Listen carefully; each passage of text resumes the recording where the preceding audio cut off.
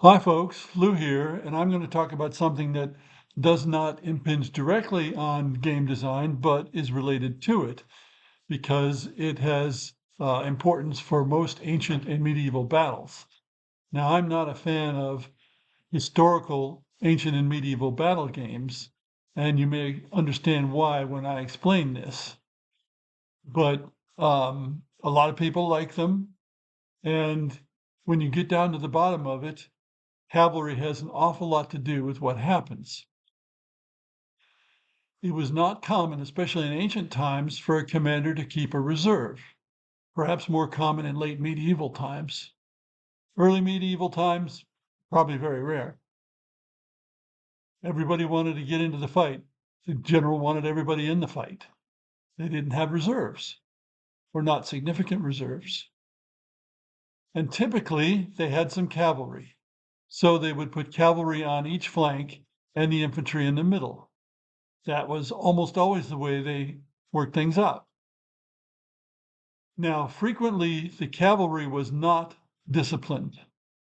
It might be irregular cavalry, light cavalry, and if it won a battle on its flank, it would then go sack the enemy camp or chase the enemy, which was not what the general needed. The general needed the cavalry to come back and attack the enemy infantry in the rear.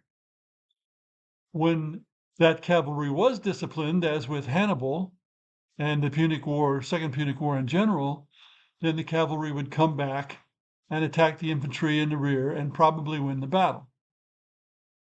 And the famous battles between the Romans and the Carthaginians, at least Hannibal, usually ended when the cavalry came back and attacked, as in Cannae, where the Romans were completely surrounded and massacred, or as in Zama, where the cavalry that Hannibal normally had was on the Roman side, and the Romans won the battle because their cavalry prevailed and came back and attacked the Carthaginians in the rear. The Carthaginians were holding their own against the Roman infantry. Now, discipline counts for a lot of that because you have to rely on the cavalry to not chase the enemy away and to not go sack the enemy camp or a camp. If the cavalry did run after the enemy cavalry or did sack the enemy camp, then the infantry determined who won the battle. Now, of course, you can go back to Greek times.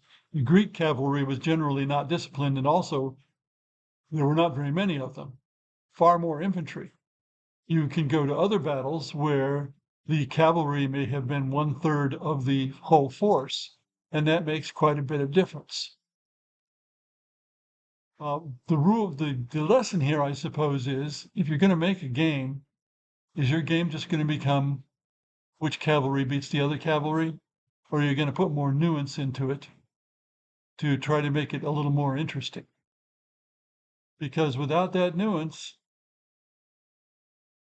disciplined cavalry wins the day, as again at Adrianople, where the Romans were surrounded and destroyed.